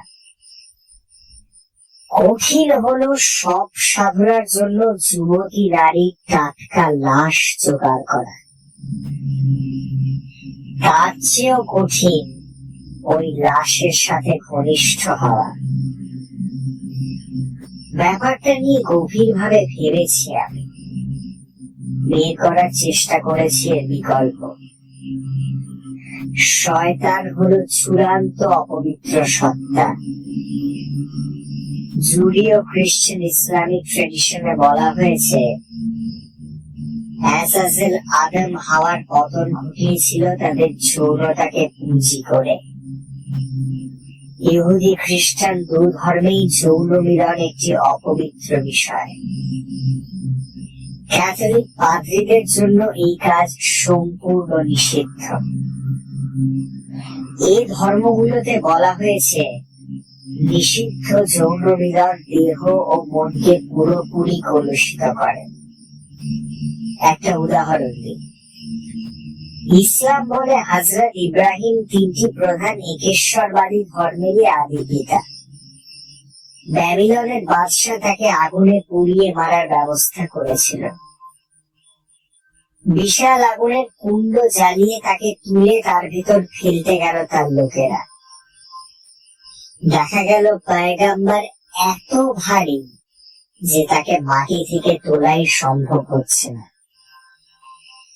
ব্যাপার কি জানার জন্য ব্যাবিলনের বাদশা তার পুরোহিত গণকদের ডেকে পাঠালো। এরা যা বলল তা এইরকম: খোদার ফেরেশতারা ইব্রাহিমকে ধরে আছে, 100 হাতি লাগিয়ে টানলেও তাকে মাটি থেকে ওঠানো যাবে না। উপায় কি? ফেরেশতাদের তাড়াতে হবে। গণকেরা বুদ্ধি দিল জায়গাটিকে অপবিত্র করা। ব্যাবিলনের বাদশা তখন উপস্থিত জনতাকে প্রকাশ্যে অবাধ যৌন মিলনের নির্দেশ দিল। ঘটনাস্থল অপবিত্র হল। পালালো ফেরেশতার দল। ইব্রাহিমকে নিক্ষেপ করা হলো আগুনে। যেসব মেয়েরা ওই কর্মকাণ্ডে অংশ নিয়েছিল তারা বাদশার কাছে পুরস্কার দাবি করে। সঙ্গমবাজ রতিক্লান্ত রমণীদের সহজে চেনার জন্য তাদের কপালে টিপ দেওয়া হয়। এজন্য মুসলিম মেয়েদের কপালে টিপ দেওয়ার ব্যাপারে কিছুটা নিষেধাজ্ঞা আজও আছে। মনোময় বাবু, আপনার পরিকল্পনাটা কি বলুন তো? বলছি রে ভাই, একটু ধৈর্য ধরুন। মন্ত্রতন্ত্র, পিশাচ সাধনা, এসব বিষয়ের সঠিক সূত্র খুঁজে পাওয়া খুব কঠিন। সব সাধনার কথাই ধরা যায়। প্রায় সব বর্ণনায় আছে ডোম চাড়ালের কুমারী মেয়ে যার অপঘাতে মৃত্যু হয়েছে, সেই রকম একটি উলঙ্গ লাশের উপর অমাবস্যার রাতে বসে সাধনা করতে হবে। লাশের বয়স 3 দিনের বেশি হওয়া চলবে না। ভেবে দেখুন, ডোম চাড়ালের মেয়েদের প্রায় সবারই বিয়ে হয় যখন তারা কিশোরী। তার উপর তাকে মরতে হবে অপঘাতে। সবচেয়ে কঠিন শর্ত হলো এই মৃত্যুটা হতে হবে অমাবস্যা রাতের কাছাকাছি সময়। 7 দিন আগে পিছেও যদি হয় তাহলেও সমস্যা, লাশে পচন ধরবে। ফরমালিন, বরফ, হিমঘর এইসব সামগ্রী কাপালিক তান্ত্রিকদের কল্পনাতেও ছিল না। তবে এক্ষেত্রে আমার বিশ্বাস ঠিক মতো সবকিছু করলে ফল ফলবে। এটা প্রামাণ্য দলিল, অভিজ্ঞতা থেকেই বুঝতে পারছি। তবে প্রশ্ন একটা থেকেই যায়, হাকিমে ডেকে এনে তাকে দিয়ে করবোটা কি? আমি অজাত শত্রু, তবে আপনার কথা আলাদা। মোটা মুসলিমের উপর আপনি যদি প্রতিশোধ নিতে চান তাহলে লাশের সাথে ঘনিষ্ঠ হওয়ার বিকল্পটার কথা কিন্তু আপনি এখনো বলেন। বলেছি, আপনি খেয়াল করেননি। আমাদের হয় কোনো জায়গায় অশুচি করতে হবে, অথবা এমন জায়গা খুঁজে বের করতে হবে যেখানে সূচি বলে কিছু নেই। অশুচি অনেকভাবেই হতে পারে, তবে এর মধ্যে যৌন ব্যাপার মুখ্য হতে হবে। পতিতালয় ছাড়া এরম জায়গা আর কোথাও পাওয়া যাবে? সঠিক ধারণা হয়েছে আপনার, তবে আশপাশের এলাকায় করা যাবে, লোকে চিনে ফেলবে। দৌলতদিয়া ফেরিঘাটে পদ্মার চরে নতুন পাড়া হয়েছে, জমজমার ব্যবসা। পাড়ার মাঝখানে একটা কামরা ভাড়া নেওয়া যেতে পারে। সাধনার সব সামগ্রী এখান থেকে তৈরি করে নিয়ে গেলে 1 রাতেই কাজ সারা সম্ভব। হাকিমি সাধনায় নক্ষত্র তিথি কোনো বিষয় না, পূর্ণিমা ছাড়া যে কোনো রাতেই হতে পারে, তবে আষাঢ় মাসের দিকে হলে উত্তম। এবার আপনি ভেবে দেখুন সাধনায় বসতে চান কিনা। খরচপত্র ব্যবস্থা সব আমার দায়িত্ব। মোটা মুসলিমকে চিনিয়ে দেওয়ার ব্যাপারটা কি করে হবে? ওর একটা ফুল সাইজ ছবি আমাকে এনে দেবেন, তারপর কি করতে হবে বলে দেব।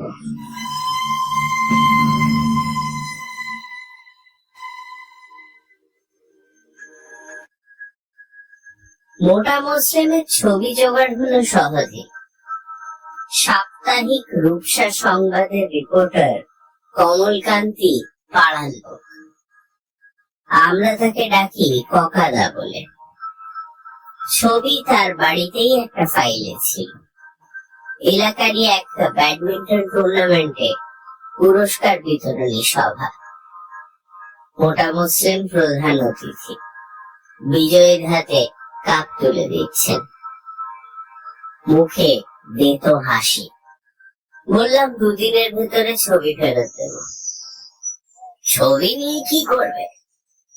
উত্তর আগেই রেডি করে রেখেছিলাম। বললাম, এই দৌলতপুরের নন্দ ঘোষ মার্ডার কেসের কথা তো জানেন, বছরখানেক আগের ঘটনা। ভর দুপুরে নিজের বাড়িতে বসেই খুন হলেন নন্দ ঘোষ।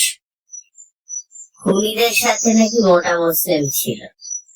নন্দ ঘোষের কর্মচারীদের ছবিটা দেখাচ্ছে যদি আইডেন্টিফাই করতে পারে। বাবার উকিলের পরামর্শ দিয়েছে, চিনতে পারলেও মুসলিমের বিরুদ্ধে আদালতে দাঁড়িয়ে সাক্ষী দেবে কেউ বলে মনে হয় না। শোনো সঞ্জয়, আমি কিন্তু এসবের ভেতরে নেই। তোমাকে ছবি দিয়েছি এটাও কাউকে বলতে পারবে না। ক্রাইম রিপোর্ট আমি করি, পত্রিকার কাটতি বাড়ি, সম্পাদক পছন্দ করে। তবে ওগুলো ওই রিক্সাওয়ালা কর্তৃক মেছানি ধর্ষিত টাইপের সব খবর কিন্তু। হ্যাঁ, বড় বড় চাইদের ঘাটাতে জাতীয় দৈনিকের রিপোর্টাররাই সাহস পায় না। অকা কিছু লিখতে গেলে ফাঁদে পড়িয়া বগা কাঁধের এর অবস্থা হবে।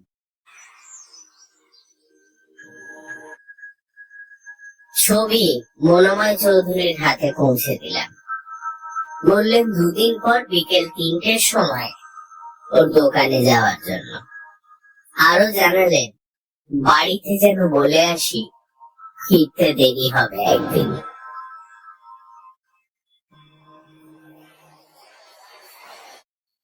পরদিন ইনসুলিন কিনে জেলে বাবার সাথে দেখা করলাম। তার ডায়াবেটিস আছে, রেগুলার ইনসুলিন নেন। বাবার ইনসুলিন শেষ। সকাল 9টায় দরখাস্ত জমা দিয়ে জেল গেটে বসে আছি। চারিদিকে পানের পিক, চুলের দাগ, কলার খোসা, বিড়ির মাথা আর পেচ্ছাপের ঝাঁঝালো গন্ধ। সাব ইন্সপেক্টরকে 1 প্যাকেট সিগারেট আর 100 টাকা দিয়েছি। দালাল নিয়েছে 20। বড় সাহেব এখনো আসেনি। অপেক্ষা করছি তো করছি।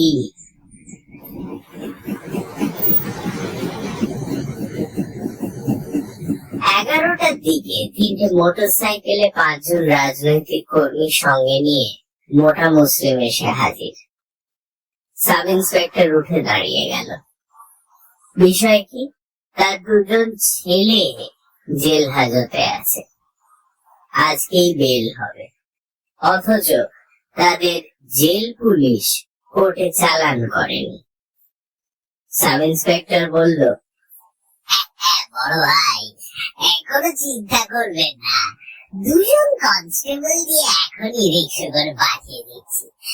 আপনি বসুন না, বসুন, চা খান। আমি কাগজপত্র রেডি করি। চালানি জেলা সাহেবের সই লাগবে। উনি তো এখনো অফিসে আসেননি, তবে সেটা কোনো ব্যাপার নয়। সিপাহীর হাতে কাগজ পাঠিয়ে দিচ্ছি, সই নিয়ে আসবে। বাসা তো কাছেই, বেশিক্ষণ লাগবে না। এই হামিদ, এই দাদার জন্য চা দিয়ে, দুধ চিনি বেশি করে, সাথে কেক। আমাকে দালাল বলল, ভাই কালকে আসুন, আজ দেরি হবে, চাপ এসছে, সাহেব বড় ব্যস্ত। রাগে আমার গা কাঁপতে লাগলো।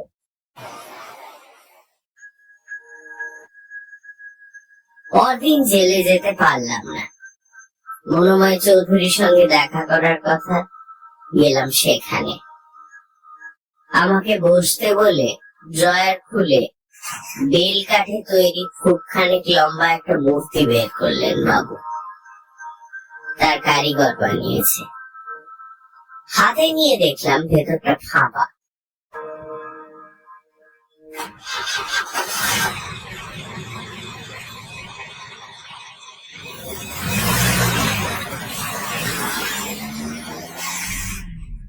কিছুক্ষণ পর জিপে করে রওনা হলাম আমরা।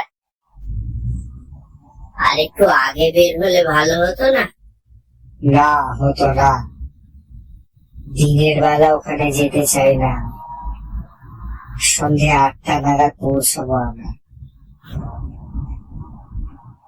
ড্রাইভারকে গোয়ালন্দ বাজারে গাড়ি পার্ক করতে বললেন মনোময়।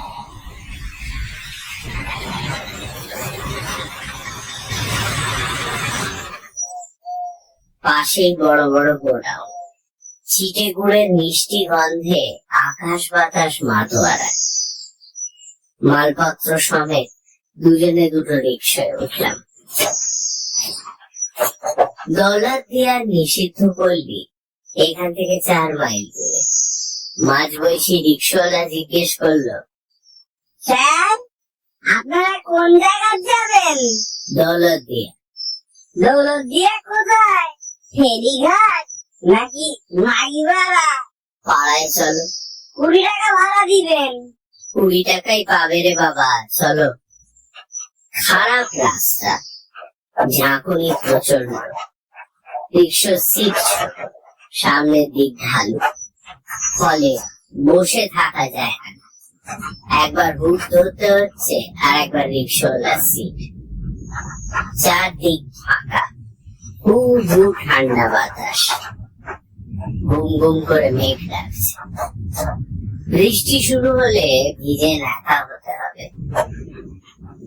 চর এলাকা, এখানে গাছ পর্যন্ত কোথাও নেই, শুধু কাশবন।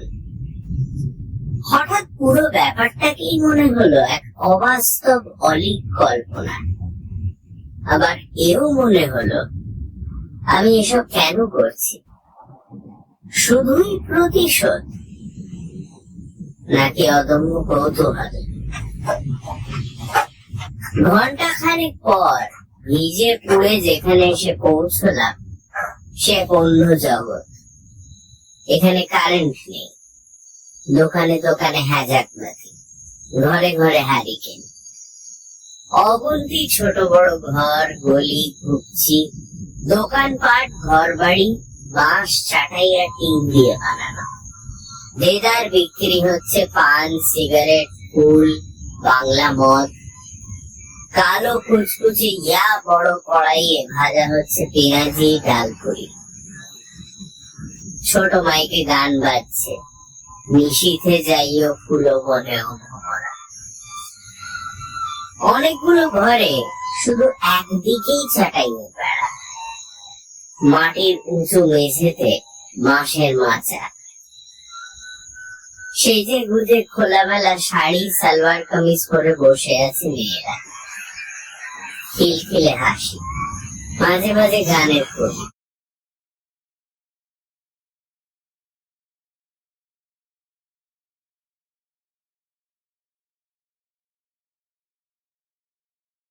মেকআপের বালাই নেই। বুড়ো এক লোক আমাদের ঘর দেখিয়ে দিল। সদর দরজার দুদিকে দুটি কাঠের জানলা, মাটির মেঝে, ঘর পুরো খালি। মনোময় চৌধুরী পাকা লোক, আগে থেকেই সব ব্যবস্থা করে রেখেছেন। মনোময় বুড়োকে 200 টাকা দিয়ে কি যেন বললেন। কিছুক্ষণ পর লোকটা আমাদের মিশকালো দুটো মোড়ক আর একটি কেরোসিন স্টোভ দিয়ে গেল। দরজা বন্ধ করে হুড়কো লাগিয়ে দিলেন বাবু। ব্যাগ খুলে টুকিটাকি অনেক জিনিস বের করলেন। টকটকে লাল সিঁদুর দিয়ে উল্টো করে বড় একটা ত্রিভুজ আঁকলেন মেঝেতে। ওটার উপর সোজা আরেকটি ত্রিভুজ। দেখতে হলো 6 কোণা তারা। তারাটাকে ঘিরে দিলেন আতপ চালের গুঁড়োয় আঁকা প্রকাণ্ড একটি বৃত্ত দিয়ে। ত্রিভুজের ভেতরে 6টি কোণে সাপের কাটা লেজ, প্যাঁচার নখ, বাদুড়ের মাথা, ঘোড়ার খুর, শিশুর পাঁজরের হাড়, বানরের থাবা রাখলেন। বৃত্তচাপ এবং তারার পয়েন্টগুলো মিলে আরো 6টি কোণ তৈরি করেছে। এরপর এই কোণগুলোতে হালকা লাল রং দিয়ে অদ্ভুত সব চিহ্ন আঁকলেন। নতুন একটা ধুতি বের করে আমাকে পরতে বললেন। দুটো ত্রিভুজের মাঝখানে যে পেন্টাগ্রাম তৈরি হয়েছে, ঠিক সেখানে মোড়ক দুটো জবাই করলেন। রক্তে মাখামাখি হলো জায়গাটা। শুকনো মাটির মেঝে খুব দ্রুত রক্ত শুষে নিল। এরপর সেখানে বাঘঝাল বিছিয়ে আমাকে বললেন খালি গায়ে পদ্মাসনে বসতে। হালকা লাল রঙের যে কালিতে চিহ্ন এঁকেছিলেন, সেই তরলের কিছুটা কাঠের মূর্তিটার ভেতরে ঢেলে এক চুমুক খেতে বললেন। খেতে খারাপ লাগলো না, ঘিয়ের গন্ধ পেলাম। মূর্তিটা ফিরিয়ে নিয়ে বাংলায় লেখা একটা সংস্কৃত মন্ত্র খুব ধীরে ধীরে 144 বার পড়তে বললেন। মাটির মালসায় মরা একটা চড়াই পাখি রেখে ঢেকে দিলেন সরা দিয়ে।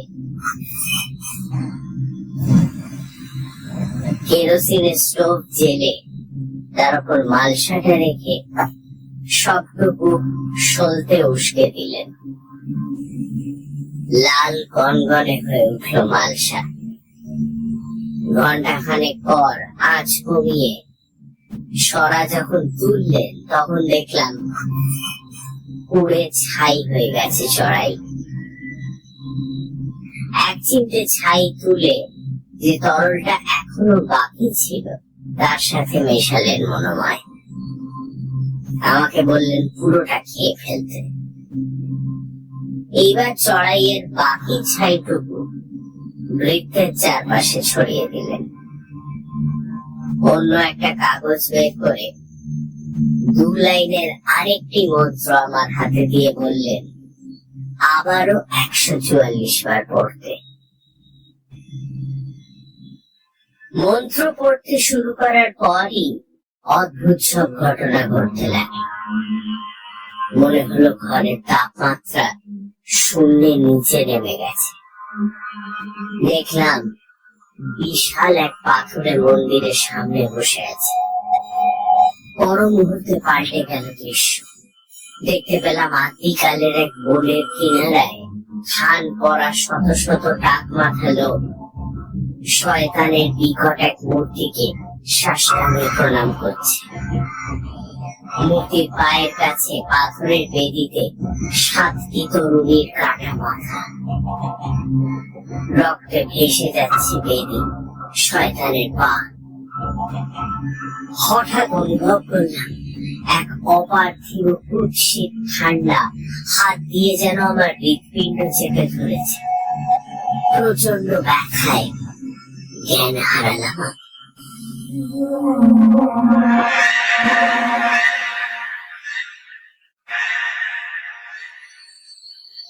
হুঁশ ফিরে পেয়ে দেখি সেই বুড়ো লোকটা আমার মাথায় জল ঢালছে। চৌধুরীটা সব জিনিসপত্র গোছগাছ করছে। মেঝের ওপর নকশাও উধাও। খুব ভোরে যখন বের হলাম, পাড়াটাকে মনে হলো ভূতের শহর। কোথায় হারিয়ে গেছে রাতের সেই মুদ্রা। 2টো রিক্সা নিয়ে গোয়ালন্দ বাজারে ফিরলাম আমরা। ড্রাইভার রওনা হলো সঙ্গে সঙ্গে।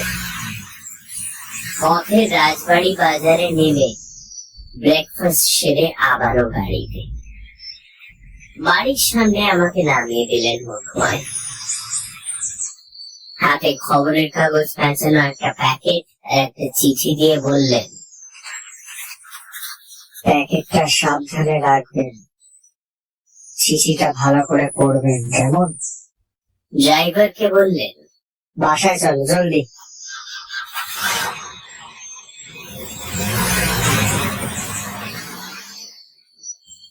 বাড়ি ফিরে জানলাম মা বড় মামার বাড়ি গেছে। গত রাতে তার স্ট্রোক হয়েছে। চান করে খেয়ে দিয়ে বিছানায় শুয়ে চিঠি খুললাম। সুন্দর করে গুছিয়ে লেখা চিঠি।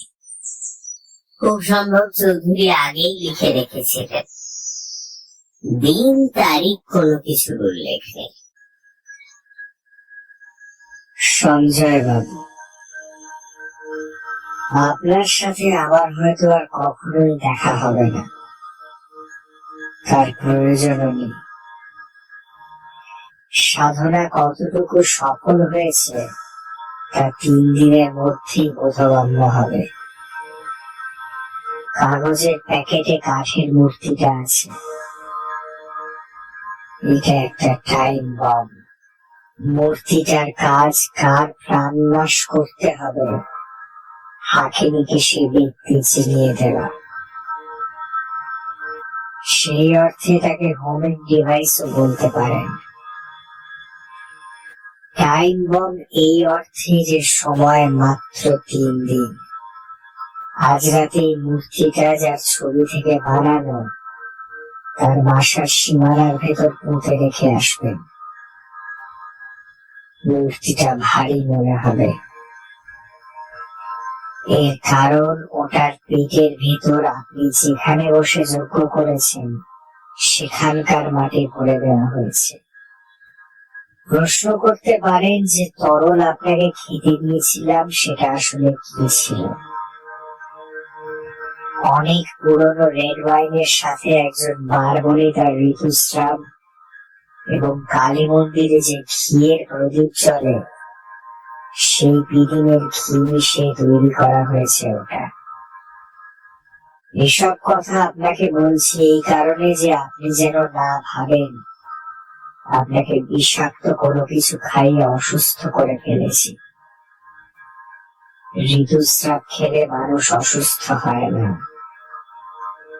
প্রাক ইসলামী যুগে মক্কার লোকেরা খেত, তাদের কোনো সমস্যা হয়নি।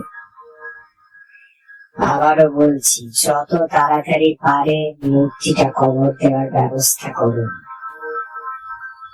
শুভকামনা রইল। লেখকের নাম ঠিকানাও নেই, মোটা মুসলিমের নামের উল্লেখ পর্যন্ত নেই কোথাও। চিঠি অন্যের হাতে যদি পড়েও মনোময় চৌধুরীকে জড়ানো যাবে না কিছুতেই। সত্যি বলতে কি, লোকটা সম্পর্কে প্রায় কিছুই জানি না। এ হচ্ছে পিরামিড, সামনেই আছে অথচ চির রহস্যময়। শান্তিতে ভেঙে পড়ছে শরীর, তলিয়ে গেলাম ঘুমের গভীরে। স্বপ্নে দেখলাম বুড়ির বাড়ির সামনে আমি দাঁড়িয়ে, আর সেই বীভৎস বসার ঘরের সদর দরজা দিয়ে বেরিয়ে এলো মনোময় চৌধুরীর সাথে মোটা মুসলিম। আমাকে দেখতে পেয়ে মুখ হাঁ করল। তাদের খোলা মুখ থেকে অসংখ্য ছোট ছোট তীর এসে আমার গায়ে বিঁধতে লাগলো।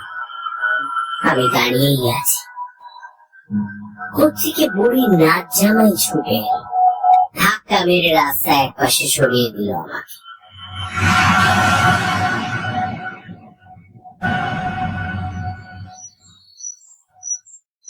জেগে উঠে দেখি বাড়ির কাজের ছেলে নিমাই আমাকে ঝাঁকাচ্ছে। ঘুম ভেঙেছে দেখে বলল, আপনার তো মশা খায়ে ফেলালো, সে কখন সাত হয়েছে এখনো ঘুম পাচ্ছেন? আরে ওঠেন ওঠেন, আপনার বড় মামা মরে গেছে, ছেলের বাড়িতে জাতি হবে খবর পাঠাইছে। মাথায় আকাশ সৌরজগৎ সব ভেঙে পড়ল। আমরা জাতি হিন্দু, বড় মামার সৎকার করতেই হবে। যত রাতি হোক শ্মশানে লাশ দাহ করা চাই। মূর্তি কখন কবর দেব বুঝতে পারছিলাম না। হায় রে সময়, সময় গেলে সাধন হবে না। ছুটলাম বড় মামার বাড়ি। মূর্তি পড়ে থাকলো বেডসাইড টেবিলের ড্রয়ারে। শ্মশান মশান ঘুরে বাড়ি এসে লোহা লবণ ছুঁয়ে যখন ঘরে উঠলাম তখন সকাল 8টা। আবারও সেই রাত 12টা পর্যন্ত অপেক্ষা। সারাদিন ঘুমোলাম। বিকেলের দিকে হেঁটে হেঁটে মোটা মুসলিমের বাড়ির দিকে গেলাম। এহসান আহমেদ রোডে এক হিন্দু জমিদারের মেয়ের বাড়ি দখল করে বাস করছে মুসলিম। বাড়ির সামনে নিচু পাঁচিল দিয়ে ঘেরা একটা ছোট বাগান। এককালে সুন্দর ছিল, এখন সেখানে 4-5টা কলা গাছ ডান দিকে বাঁ দিকে হেলে আছে। বাড়ির রং ক্যাটক্যাটে হলুদ, জানলা দরজা রয়্যাল ব্লু। মূর্তি কবর দেওয়ার জন্য বাগানটাই বেছে নিলাম।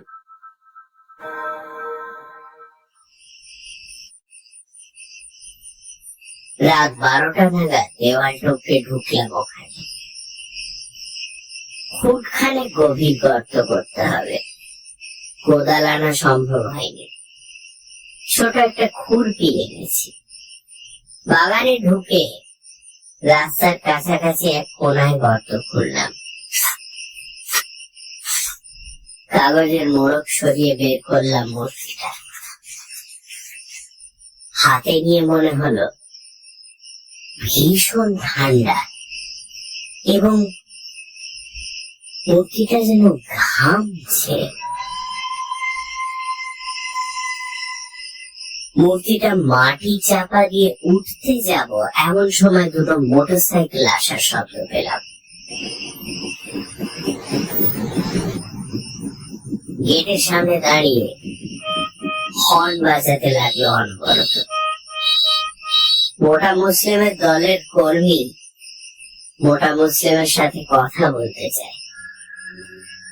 দেখে ফেললে সর্বনাশের মাথায় বাড়ি। পাঁচিল ঘেঁষে চিত হয়ে শুয়ে পড়লাম। ইচ্ছে হলো মাটিতেই মিশে যাই। ভেবেছিলাম লোকগুলো বাড়ির ভেতরে ঢুকবে, কিন্তু ঘটলো এর উল্টো। বাড়ি থেকে বেরিয়ে এসে গেটের সামনে দাঁড়িয়ে কথা বলতে লাগলো মুসলিম। কথা আর শেষ হয় না। পাঁচিলের ওপাশে পৌর কর্পোরেশনের ট্রেন, মশাদের মহাদেশ। শরীরের ওপর চাদর বিছিয়ে দিল তারা। মনে হলো অনন্তকাল ধরে শুয়ে আছে। অসহ্য হয়ে উঠল মশা আর অদৃশ্য পোকার কামড়। কিন্তু সবকিছুরই শেষ আছে। কর্মীরা বিদায় হলো, মোটা মুসলিম ঘরে ফিরল। পাঁচিল টপকে আমি ফিরলাম বাড়িতে।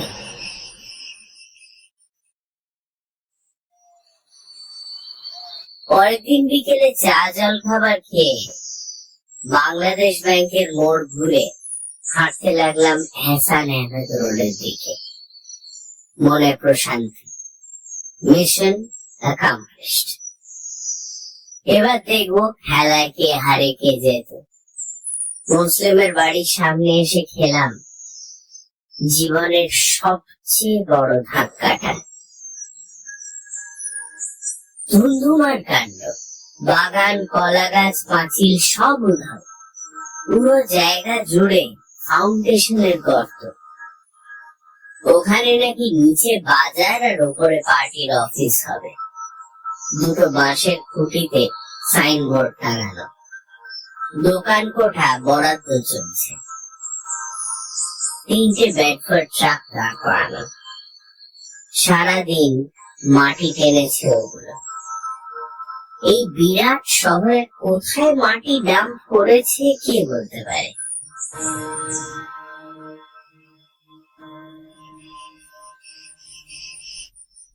সন্ধ্যে থেকে একটানা ডায়েরি লিখছি। মা মামার বাড়িতে। 9টার দিকে নিমাই এসে খবর দিয়েছে খাবার রেডি, কিন্তু আমি বলেছি রাতে খাবো না। এক মহাজাগতিক হতাশায় ডুবে আছি। অপেক্ষা করছি চূড়ান্ত পরিণতি। হঠাৎ কারেন্ট চলে গেল। জানলা শীত করে ঘরে ঢুকলো কনকনে ঠান্ডা বাতাস। পর্দা ফুলে ঢোল। বাড়ির সামনে দেখতে পেলাম জমাট বাঁধা একদল ঘন অন্ধকারকে। মনে হলো আষাঢ়ি অমাবস্যার রাতে ডবল সাইজের গরিলা থাকে।